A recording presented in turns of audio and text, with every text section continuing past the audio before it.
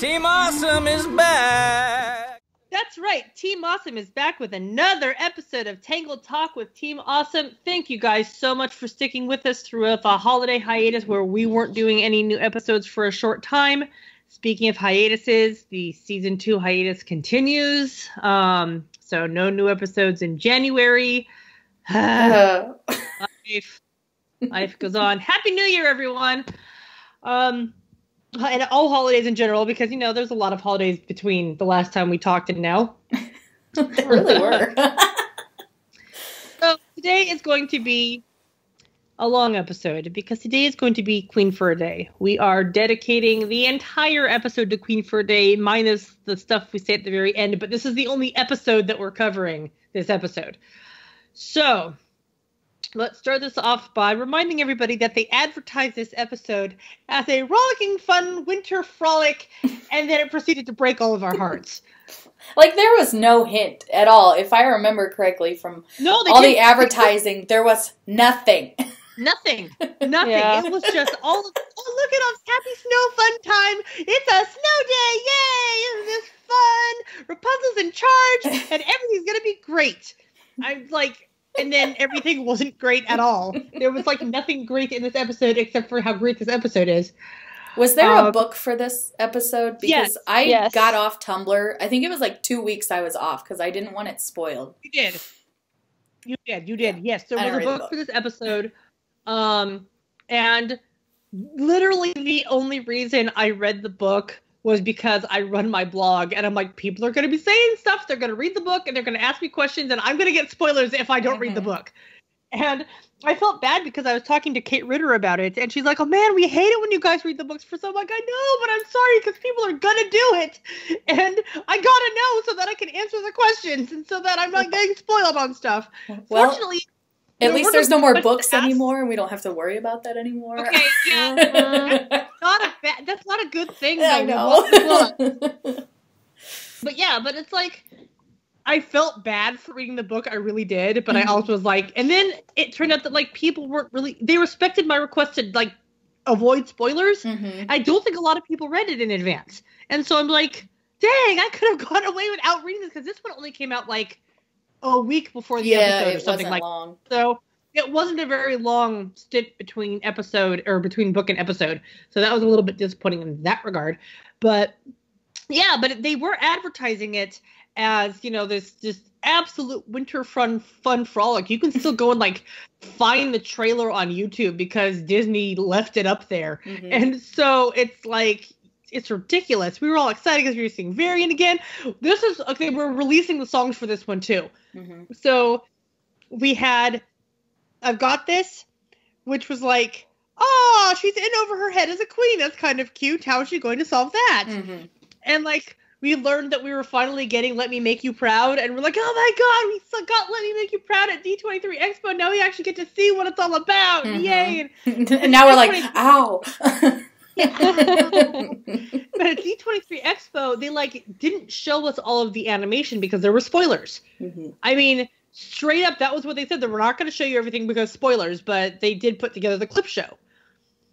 And so we got to see a little bit of the animation. So we saw, you know, Varian, like, running through the snow and leaping and all that kind of stuff. But we didn't know what the situation was behind it at all. And, you know, now we're going to finally find out what's going on. I think I remember thinking, oh, great, Varian, what did you do to cause this storm? You know what? Now that you mention it, I might have had, I'm like, is the storm Varian's fault? Is this a normal winter storm? What's going on with this storm? It's such a big deal. But yeah, so this one starts out relatively lighthearted. You know, you've got Rapunzel and she's tailing her dad and mom because they're going on, like, vacation because it's their anniversary, which I think is adorable. Like, they're just going to go away for the weekend because it's their anniversary. And to this day, I maintain that the cabin that Rapunzel and Eugene are in Snowball, the short, is the cabin that Frederick and Ariana were going to for the weekend. That's, like, my headcanon, and nobody can take that away from me. It makes perfect sense. They were getting all dressed up like it was going to be cold, and they were going up into the mountains. That's just, it makes perfect sense. So now we know that Rapunzel and Eugene go off to that cabin sometimes. Yes. Pre-wedding, no less. Yes. Yeah. Okay, so we've got all that cute stuff, and so Rapunzel's like, okay, so I'm going to be queen, and because she's doing that, Eugene's like, well, if she's going to be queen, then I'm going to be king, ha-cha-cha-cha-cha. And like, freaking, his first scene in this episode is when he was drawing that crown on the mirror, and I was just like, the cutest dumb face while he's drawing that crown on the mirror, and he's just so proud of himself, and then Lance pops in and starts teasing him. And I'd like to remind people that this is canonically Lance's second appearance, not his whatever it was in the order that they aired them. This is when Lance was supposed to show up for the second time. This is why Frederick has no idea who he is and calls him whoever you are to his face. Like, and so it's like, I maintain that you can actually like follow some of the progress of just character relations in general by looking at Lance's relationship with characters, because he comes in late and then he has to like kind of grow on people at a different rate than everybody else. But also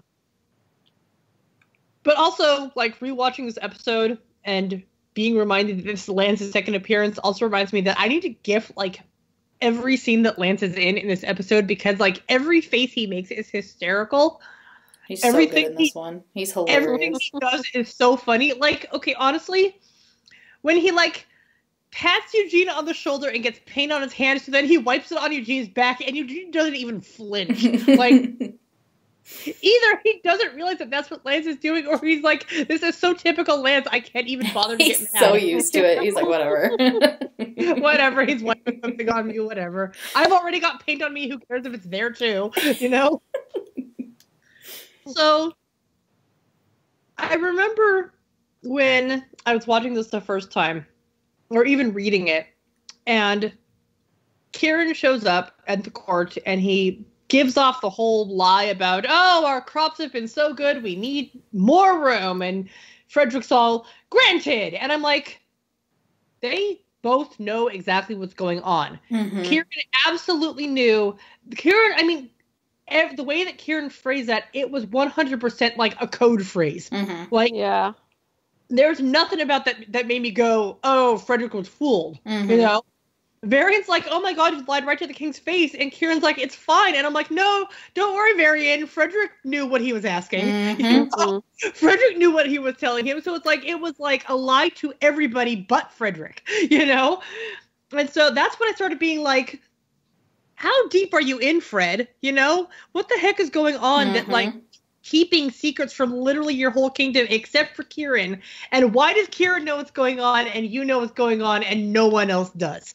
So, like, yeah, that was when I started being like, really? Really? You know? There's something going on here. Something's not in the state of Corona.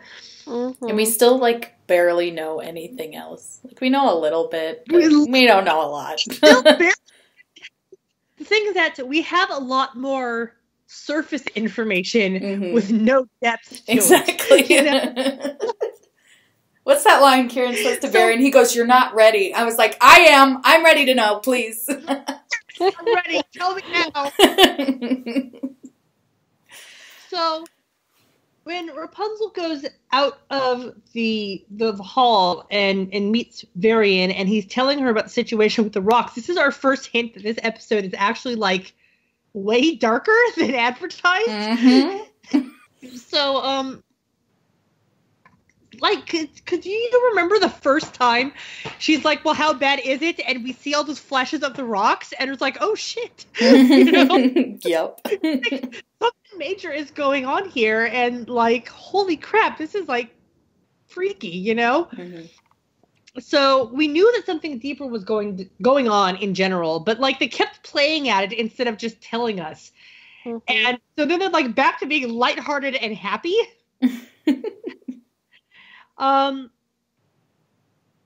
So then it's like, it shows Varian, you know, go back to his lab. Oh, and this is where we, like, learn Rudiger's name is in this episode. He's so cute. When he's sitting on the rocks and he's all scrunched up. Oh, he's so cute. And he runs through his feet, and he's just such a cute, good boy, and I love Rudiger. And, like, Rudiger has done no wrong ever. Nope. You know? Like, like ever. He's just such a good boy, and he's a constant good boy, and I love him. But yeah, no, I'm with you, Kelsey. That this episode, like the whole episode, makes you feel for Rapunzel because first of all, she's totally in over her head about just being the queen. She's like, literally, she sings a song about "I've got this," and then it just shows her handling it more and more poorly because she doesn't know what she's doing yet, and that just goes to show that she's not been trained properly. That they're treating her like she's an 18-year-old princess who has been a princess her entire life, and that's just not the case. And like I said in my notes, she did her best. I said, I think she did a great job. It's not fair that the people she was helping were morons. Yeah. Honestly, I don't remember how long ago it was, but at some point not too long after the episode aired, somebody asked me how I would have solved the problems. And I'm like, you know what? Rapunzel did not give bad answers. She didn't. Like, honestly, and the sheep one especially, like the fact that you idiots did not tag your sheep in any way, shape, or form, that's on you. Like, you could even like throw some washable paint at their wool that would come off eventually. Yep. And by the time you shear them and wash them, it's gone. So it doesn't even matter. And so it's like, or pre-dye the freaking wool. I don't care. Just like something. The one dude had a scarf on his sheep and he can't tell his sheep apart. Like, what is wrong with you people? And the people being like, oh my gosh, there's too many cats and they're eating everything. And she's like, okay, well then feed all the cats. You're like, well now that you fed the cats, there's too many rats. It's like, well, what do you people think cats' jobs are in a city? You know? Like, geez, she actually gave very good answers given the information she was given. And like, and now you're mad at her that it didn't go exactly as planned? Yeah. Leave her alone. She's doing her best.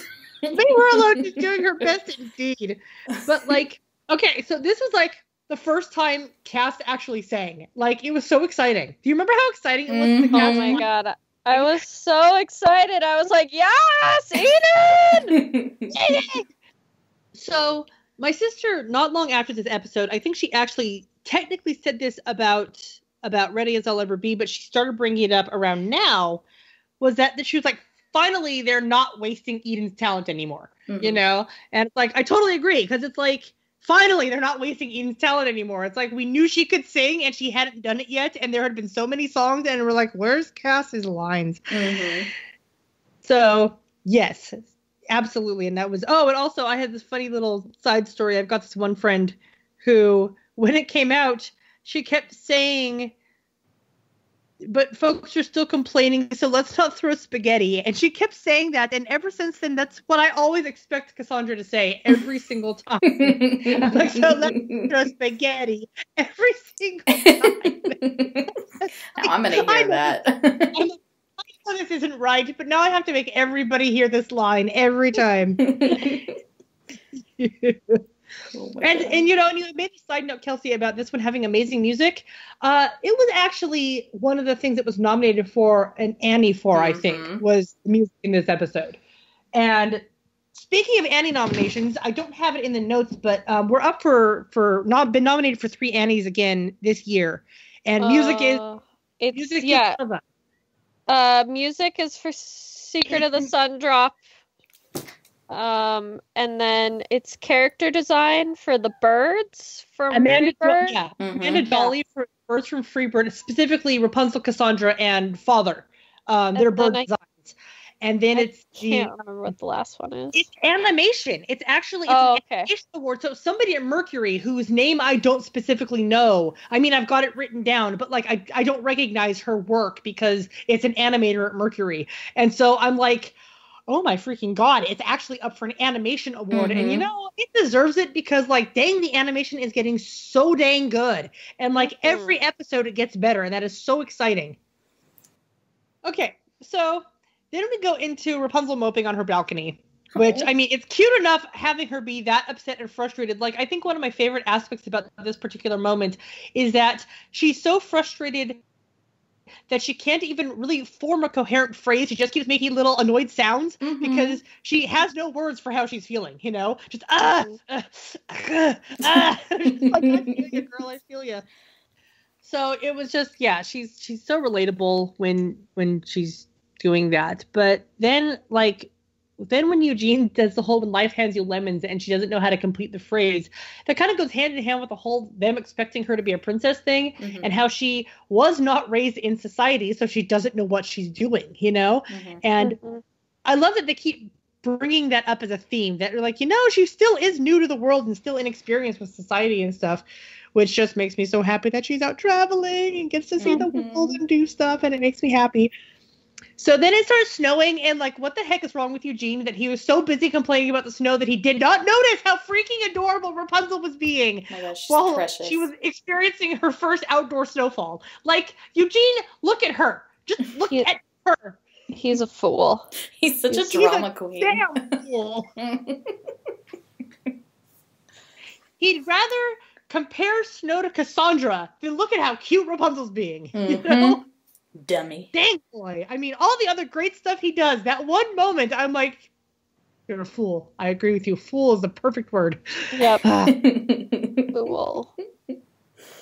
It's so cute. And so then one of the things that I love, how it's like this recurring theme in this episode that like Ariana is 10 tons of stop trying to ruin our weekend in every way, Fred. Because like it keeps being like, we don't have to go on vacation. We don't have to go on vacation. We could turn around and go back. And she's just like, dude, we're like, it's 2 freaking days. Let us have a weekend away. And then they fall off a cliff. So hey, you know.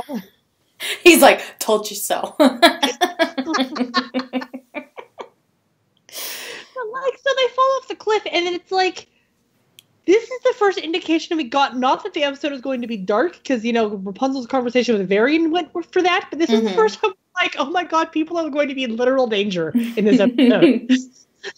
They're actually going to put people in danger in this episode, and we're like, okay, but it's all people who, like, we know live, so that'll be fun, you know? At first we're like, oh, the king and queen might get hurt. And then at the end we're like, everybody's going to get hurt. So then we get to find out, and it had taken them half a season to tell us this, but then they finally tell us that Kieran was the person with that comment mark on the back of his hand at the end, at the tag scene at the end of Tangled Before Ever After. And that was an interesting reveal, because I remember the first time I watched Tangled Before Ever After, like, my screen was kind of dark. I didn't notice the comment symbol. Like, and then somebody pointed it out to me, and then my brain exploded, because I'm like, oh my gosh, this comment thing, and I knew I wasn't the only one who hadn't seen it, because a lot of people were like, what? What's up with this comment symbol? When Kieran was, like, taking his stuff off, and so... But yeah, so, I mean, we finally learned this, and it was, like, so important. And the fact that he has this trunk with the comet and this helmet with the comet, and we're like, okay, so there's this whole comet theme, and there's something going on with this whole comet thing, and we still don't technically know what that is, just that it's, like, connected to the Dark Kingdom, and that it's the Brotherhood, because that's what Ben called it. And so, I mean, yeah, so we've still got, like, that mystery, and that just goes to show more surface information without any depth. So you wanted answers? So then it pans up to this freaking adorable family portrait with freaking baby Varian, and we like lost our freaking minds because freaking baby Varian. And how cute was that? Do you remember how that got leaked before the episode came out? Yes. Oh yeah. The background. Yeah, one of the background artists a couple weeks before it came out, she posted them because she didn't realize the episode hadn't aired yet. And I remember I was asked very quickly to please take those down so she wouldn't get in trouble. And I did. But like we were all like, wait a minute. I also noticed that after that, she stopped posting her backgrounds because she didn't want that to slip up and happen again. Hey, I don't blame her. I don't blame her either. Like, I'm like, dang, our loss, but like, I don't blame her the slightest for saying, yeah, no. So then we also have this mystery about Varian's mom, and I'm pretty sure we're going to find out at least a little more about her eventually, because Chris did say that he knows her name, and like, considering they don't seem to have like named the herald with the trumpet who does all of the announcing for the kingdom, they would give her a name if she had a name, you know, like she's it seems to be a player character if she's got a name. And honestly, at this point, I've got no idea how much Varian backstory we're going to get, but I do suspect that that's at least going to come into play. Maybe she was in the Dark Kingdom, you know? Maybe she and Kieran got married back then. But yeah, so another mystery. Thanks, Disney. And overall, the moral of this episode seems to be parents need to talk to their children, because we've got a whole bunch of parents not communicating with their children properly. Yep. A whole bunch of parents saying, I'll tell you when you're older, you're not ready for this information yet. So, like, especially Rapunzel, like, if you're going to sit here and expect her to do a job and put all this pressure on her, let her have she's got to know. Straight up not telling her that there's this horrible danger to the kingdom and being like, no, if we pretend it doesn't exist, then you won't have to worry about it. Yeah, exactly. Out of sight, out of mind, obviously. Fred, buddy. Fred. So, yeah. So then Kieran goes and gets caught in the amber, which, I mean, and now we're like, okay, now they're like actively like trying to possibly kill people. And this guy, he's new to the series, so we don't know if he's going to live or die. Uh-oh. We still don't know if he's going to live or die, because the note in his hand is important. We know that much. Yep. And why would there be a note in his hand if he just gets out of the amber and everything's hunky-dory, So that's what I'm saying. Yeah. So, I mean, and after this moment, the whole episode just starts kind of going downhill, It's like a snowball effect. The pun was intended because it's a snow episode. But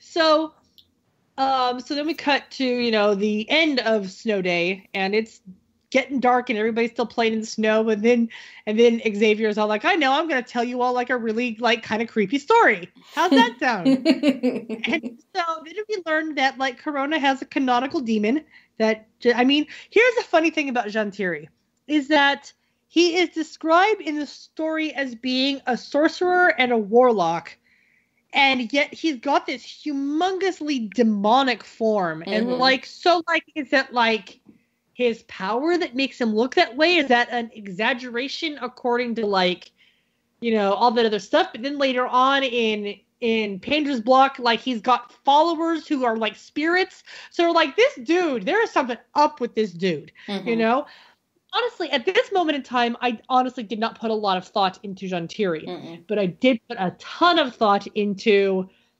using magic and science together. He built this machine, and I'm like, and that's it. Rapunzel and Varian are going to have to work together. Now, granted, when I first saw this episode and he first said that, my first thought was, whatever today's problem is, Rapunzel and Varian are going to have to work together to fix it. No. I mean, and that might still be true about the amber, but we've got much bigger fish to fry at this point. This is like, I absolutely maintain that they're still going to have to work together to fix the problem. But I think now that they're going to have to battle Jantiri, and this is going to be a huge, huge deal. And see, and the funny thing is that I try very hard not to speculate, because I don't have enough information, and I know I don't have enough information, but like, I can't shut my brain off when it comes to this series. They're just like, especially when we have these long hiatuses, I'm just like, okay, so now I'm going to occupy my brain with thinking about this minute detail, Got nothing else to do. And then it just goes from there, and it just happens that way. And so I keep speculating, even though I don't particularly want to speculate. Okay, so now we cut to, Rapunzel and the first of her very difficult decisions. Because you know what? The hardest one of all. What are we going to do with these sheep?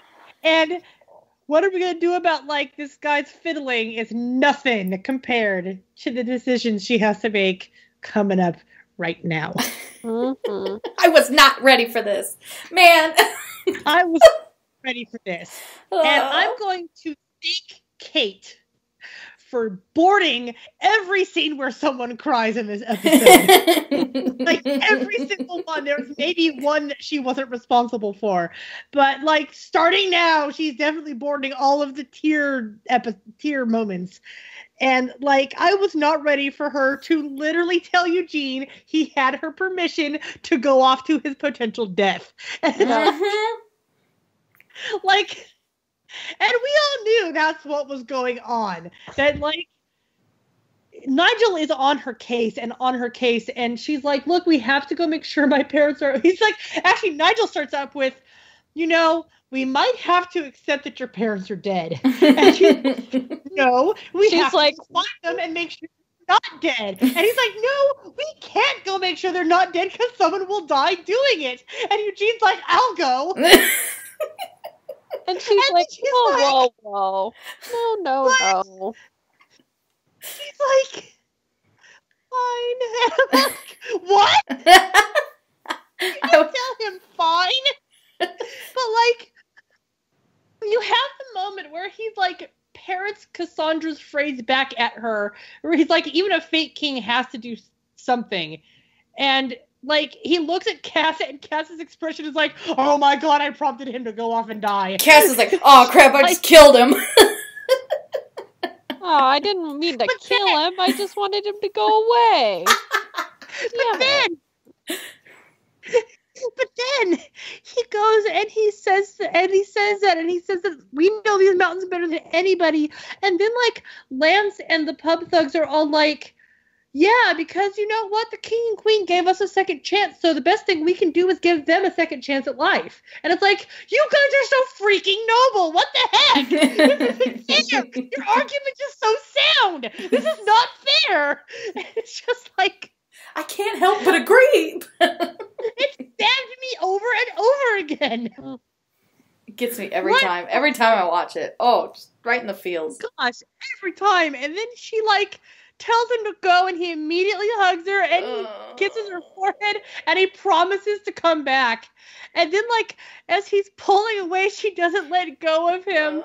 And then he has to, like, get out of her reach. And then Max comes and, like, nuzzles her to make her feel better while he goes and leads them off to their doom because he's the only one who knows where they are. And it's terrible. How dare they? I'm laughing and sobbing at the same time. This isn't fair.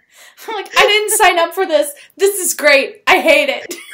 Yeah, exactly that. Like, this was like the perfect level of drama. Like, it was just like, it was heartbreaking and horrifying. And, like, I loved that everybody was suffering. And I loved knowing that everything was going to be okay. Yep. It was just like the worst and the best at the same time. Mm-hmm. I'm just like, God, that sucked. I really hope it keeps happening in this show. Right? Okay, so then we cut back to Kieran, who's almost completely encased in amber at this point, so we know that this is not going to be a quick fix, you know? So it's not going to just be like, okay, everything's hunky-dory at the end of this episode.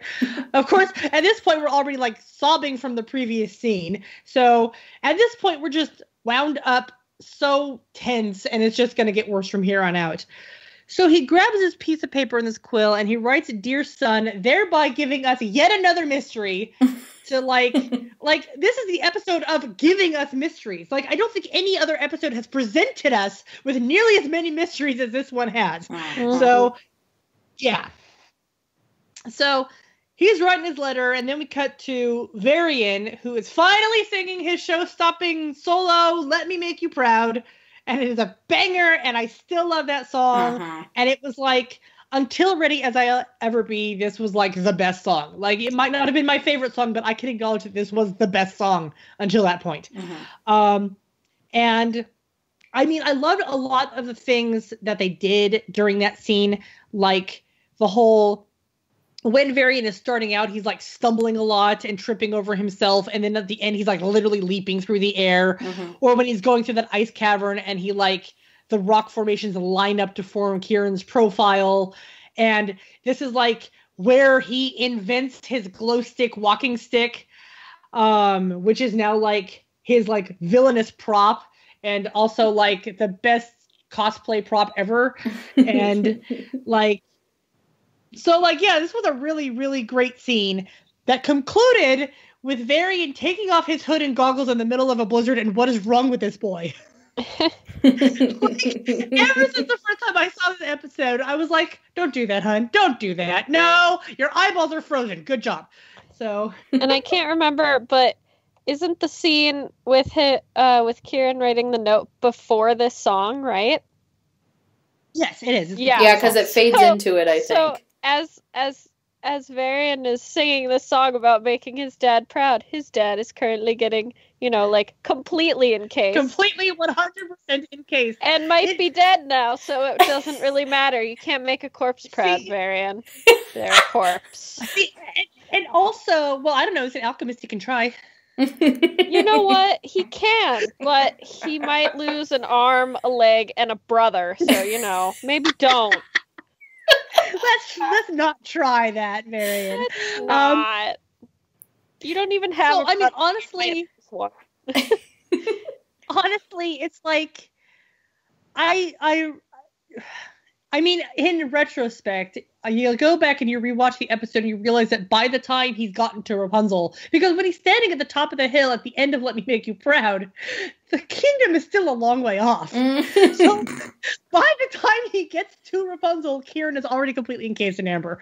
Already completely, whatever his fate currently is, be it stasis or death, he's already there. And there's nothing she can do about it. And I know, like, oh. At first I was like, oh, maybe it's just gonna, like, trap his arm. And then I was like, uh-oh. Yeah. Nope. I was like, oh, this is how we're gonna do this. Okay. So Rapunzel, who was just sent to the love of her life off to his potential second death, is suddenly bombarded with a frantic Varian who really, really needs her help. And I will defend her to my dying day, her decision to not help Varian. Because she, first of all, I know a lot of people like to use she promised Varian that she'd help him, but she did not promise to help him regarding this, so his perceived broken promise was never promised at all. Let's start with that. Second of all, she is literally the queen right now. She's literally the only ruler the kingdom has, and she has to look at her kingdom's best interests. So, like, you cannot go with one person's. You can't help one person over literally an entire kingdom worth of people. You can't do it. Not when you're the ruler. I mean, it's like if she wasn't the ruler, then she could kind of make a judgment call based on her morals. But this isn't just about her morals. This is about her job. And it's just, I mean, it blows my mind, like, the pressure this poor girl was under in this entire episode. And it's like the promise that she did give Varian was that when her dad got back, the two of them would figure out the rocks. That was the promise she gave him. Well, yeah, but in the meantime, there has been 1,000 emergencies. Her parents are possibly dead. Eugene is possibly going off to his death with Maximus and Lance, who she's probably already kind of attached to because she's now seen him all of twice. You've got this whole storm going on. And this storm was literally blowing the roof off the palace, which is the strongest built structure on the entire island. It was already, like, super duper severe, And, like, props to Varian for making it there and back without dying. But Rapunzel made the only choice that she possibly could, given her position. Like, I know that people like to use, well, he was her friend, but she has the very unique position of being the ruler also. And I mean, I've role-played this and I've explored this avenue, and Rapunzel being the ruler makes her incapable of always putting her own preference first. And like, and in this case, it wasn't even her preference first, because in this case, her preference was nobody die at all, know, but she had to pick the majority of the people, and she had to take care of the citizens of Corona. And that's just the way it is. So, I mean, I will defend her to my dying day. I will defend what she did. I will forever. Of course, this doesn't make it any less shocking when Varian got back home and Kieran was completely encased in amber and he just broke down sobbing. Like, that was heartbreaking. That was horrible. Oh, it was so sad. So bad for him. Like, it's just like, oh my gosh, not Varian too. Everybody's suffering. Then we get to like the mountains where like Eugene and Lance and the thugs are like going to find, and Maximus, very important Maximus, because he was the guy, not only the one who led them there, but also the one who found them. But so they're out and they're saving Ariana and Frederick, and they're having a bunch of like slip-ups and mishaps. There we go. And Frederick goes falling off a cliff, and Eugene dives off a cliff to save him, and then he utters the immortal line, "You should know by now Rapunzel doesn't need anyone to take care of her." Oh, and I love it. Out loud. I was so proud of him for saying that. That was like in your face, Frederick. Holy crap. Like, I was so happy. Like, yes. Oh my gosh. Yeah. Okay, so that was awesome. But then that joy was very quickly cut by Pascal sacrificing himself when no one asked to. No one asked you for this, Pascal. By that point, I'm like, okay, they're saved. Everybody's okay. It's fine. Nope. Right? This really felt like it was like, oh great, this is a great climactic moment that everything's gonna be great and fine. No more heartache. No. All the heartache. And just like, okay, here's the thing, is that I mean, we all knew, with the exception of Kieran, whose fate we still don't know, we all knew that these characters were all going to be okay. But what we were feeling was what the other characters were feeling. We were feeling Eugene's panic and Rapunzel's despair and Varian's loss. And so, like, literally, guys, I will have you know, I watched this episode 2 nights before this podcast started recording, and I cried when Pascal sacrificed himself. Like, it broke me. It's like, what the heck, man? How many times have I seen this episode? I know what's coming, and that doesn't stop it from happening. It hurts. It hurts so good. Yeah. I mean, yeah. I loved that about the episode, but I also hated it because I'm like, quit doing this to me. Like, I know they're all going to be okay. I've known they're all going to be okay for 5 freaking years because we already have, like the conclusion to all this. Yes. But still, I was like, oh god, Eugene's gonna die, Pascal's gonna die, Fred and Ariana are gonna die. Also, I'm gonna point out that when this aired, Pascal's story had aired before this episode. So at this point, we're like, Pascal keeps dying. Yeah, I know. Leave that damn chameleon alone. So, when did Pascal become the punching bag for mortality? Yeah. You know? I believe when I watched this episode, I just threw my fist up and went, Ricky! It probably wasn't Ricky his had fault. nothing to do with this.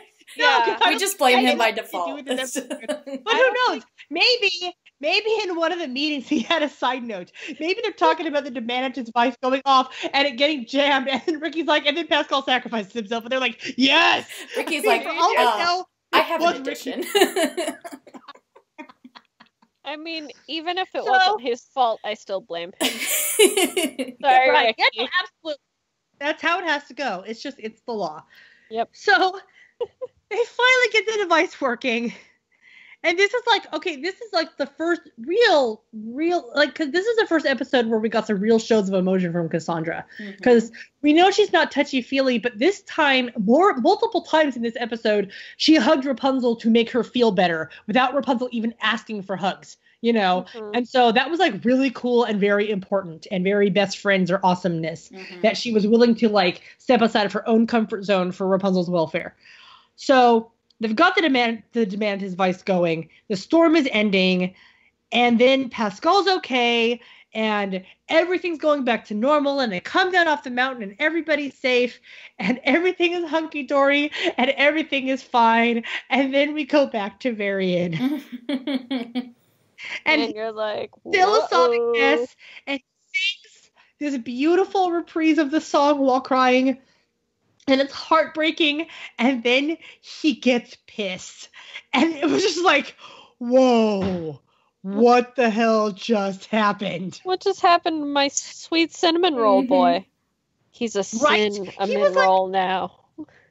Yes, he got burnt in the oven, and now he's a cinnamon roll. So they do that. Varian declares himself the villain, and then they cut to the credits and that music. Yes. Instead of playing the beautiful closing theme that we're so used to, they just played that creepy ass music over the credits, and it was just like, oh my god. Honestly, because you're though, already speechless from the end, and then that music comes on, and you're like, yeah. what the fuck? So, yeah. Honestly, Perfect. If they had played the happy-go-lucky ending song instead, I probably would have died laughing. True. Please? Can someone put that edit together? Yes. Hey. Yeah. No. Let's get that edit. Hey. Do-do-do.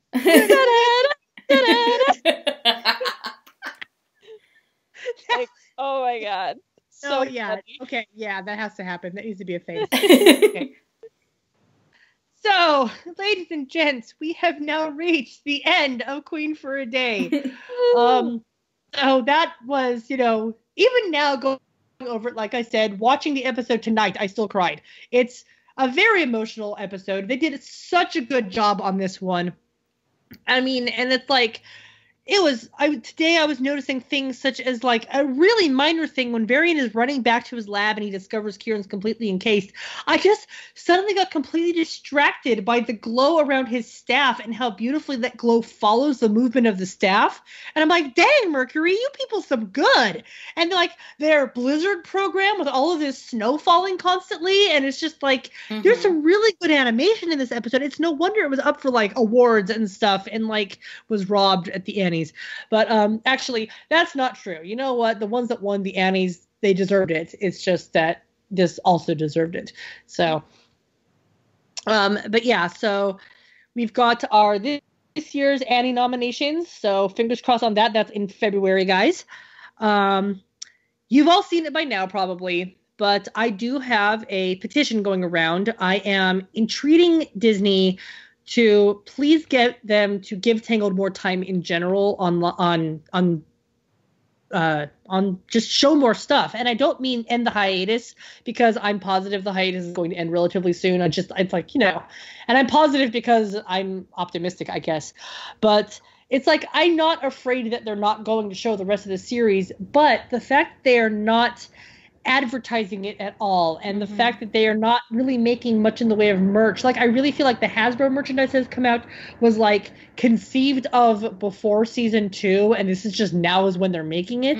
It's not like merchandise, because it's not like they come out with like season 2 outfit dolls, even for the Hasbro line. I mean, because honestly, you would think that Freebird would have warranted like toys. You really would have. Yeah.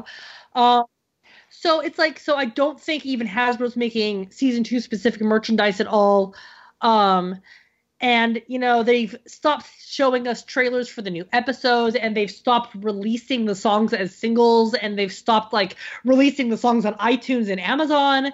And I mean, I'm still hoping that at the end of the season we'll get them all, but they used to trickle them out a bit at a time. It's like, oh, here's the big Showstopper song. You can download that one.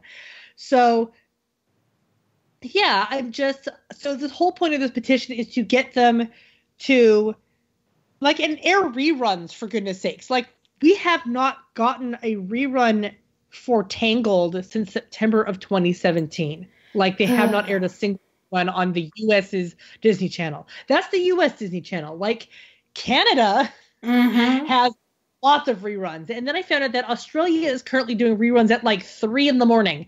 And so it's like, it's better than nothing. Here's the thing. Honestly. So honestly, here's the thing. It's not just that it's better than nothing. Who's up at 3 a.m? Adults. Like, Australia actually knows who's watching television and who's watching Tangled is the adults. So, but it's like, so the whole point of this petition is to please, Disney, would you please just give this show some attention, and not just this show, but like a lot of their original animated programming. They like air reruns of their live action sitcoms constantly. I mean, and like even shows that aren't on the air anymore that concluded their syndication, they're still airing reruns of them instead of rerunning their current animated TV shows. It's like, I don't understand. So if you have not signed it already, guys, there's a link to it in the description of this YouTube episode. So please go sign it. And if you have signed it, please share it around on Facebook, on Twitter, on all that fun stuff. Getting the word out, getting to spread around, getting more signatures. I mean, we had a really strong start, but it's really trickled off since that strong start. So I'd like to see if we can pick up some momentum again. Yes. Yes. So, so please, guys, take a look at that.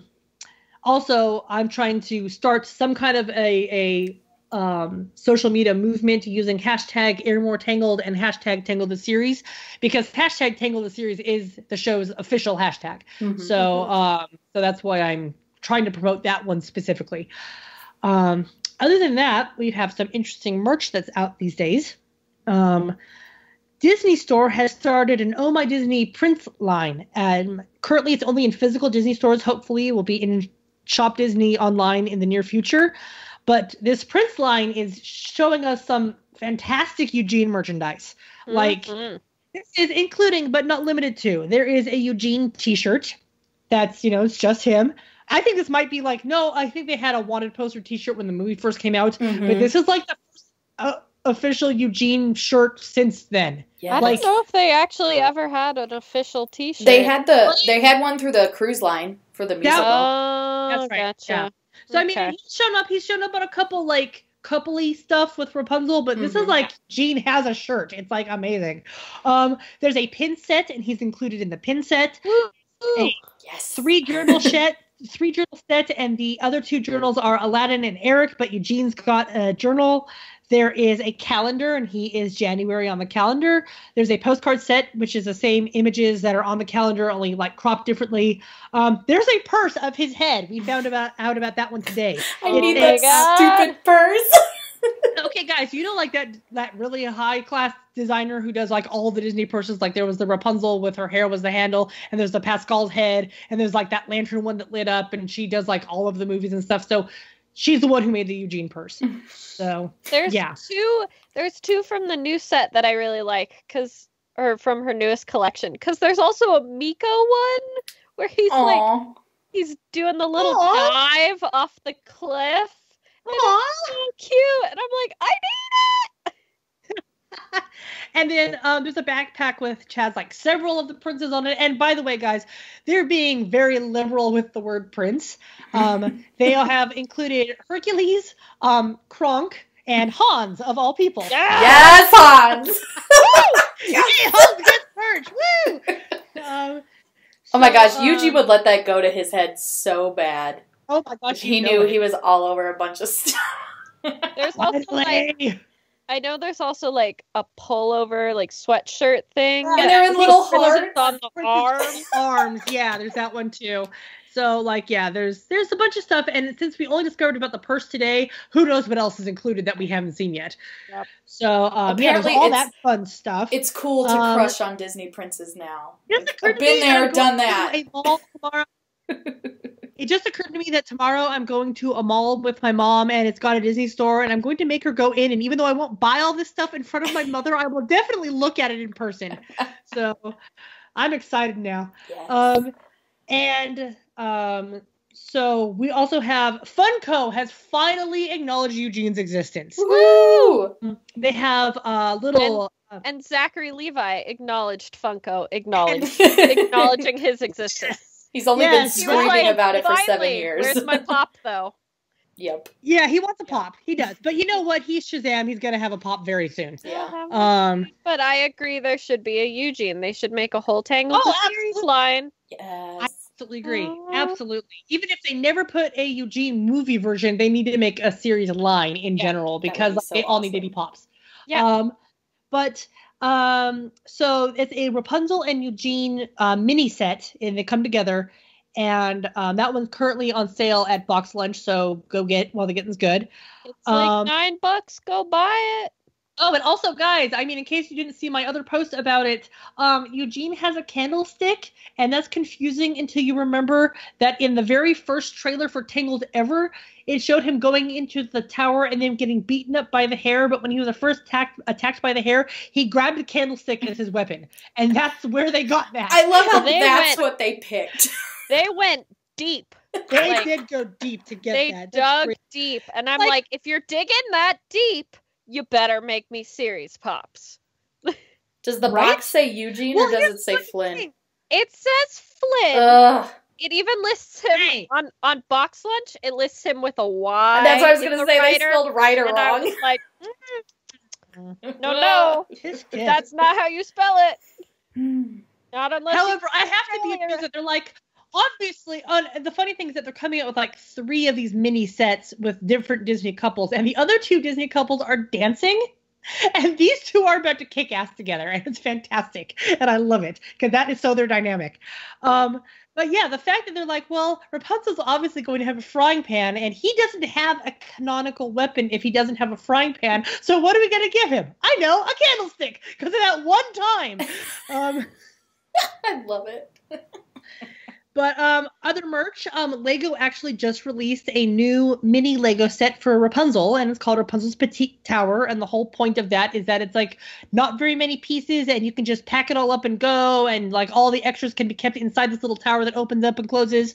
And it's got a little Rapunzel minifig, and it's movie specific and not series specific. However, they do use the face that they created for this series sets where she's got freckles and stuff, because the original movie sets did that she doesn't have freckles in those, and her face is kind of more generic and kind of less Rapunzel. So that's very, very cute, and that's also $10, so that's not very expensive. So the series might not have a lot of new merch, but there is a lot of new Tangled merch, and it's just kind of like, so something's going on. Honestly, though, guys, I'm looking forward to in 2 years when it hits the 10th anniversary and the amazing stuff that's going to happen. Oh my god! Like, you remember when like they decided.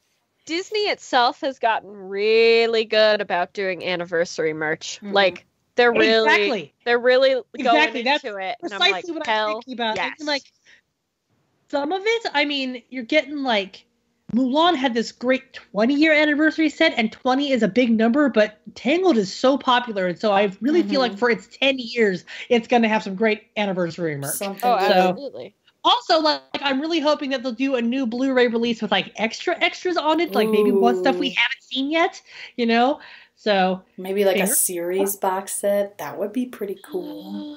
Awesome. I mean, I'm like not holding my breath on that one. Yeah, but I know. It would be very cool. Let's get the show back first, and then we can talk about. Let's get the show back. We'll start talking about getting a box set for the series.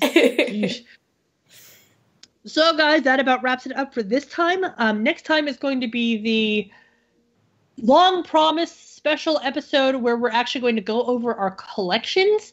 So there's actually going to be visuals for that one. So you're going to need to actually look at the screen, but we will warn you when it's time to look at the screen because we're also going over Painter's Block in that one. Yes. So thanks a lot, guys. And here's hoping, fingers crossed, that the next time we talk to you, we will know that the series will be coming back. That's what I'm hoping. Not whether or not, we'll be knowing that it is coming back. That's what I'm hoping for. Yes. So see you later next time, guys. Thanks for tuning in. Bye. Bye.